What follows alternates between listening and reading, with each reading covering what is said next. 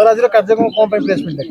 आज आमर तरत पंचायत रे जो तरत शासन सहदेवपुर रास्तार आम बर्तमान जो विधायक अच्छा तार एक शुभ शिलान्यास कर जो रास्ता की विगत दिन में 14/3/2024 तारीख में आम पूर्वतन विधायक ताको शिलान्यास करथिले एवं आज से पुणी आउ थे शिलान्यास करा जाऊँगी लोक मानू एक अंधारे रखी सस्ता राजनीति करा जाऊँगी ताकू आज निश्चित कहली विजु जनता दल तरफ दृढ़ निंदा कर कार्य जदि आगामी दिन से करती सब पंचायत स्तर ब्लॉक स्तर पर्यंत सब स्तर निंदा कर विजु निश्चित कहले विजु जनता दल घोर विरोध कर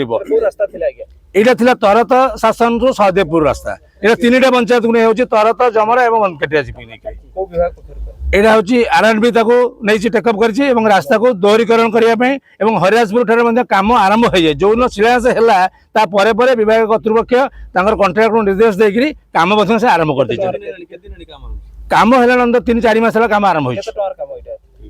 23 कोटी टंकार काम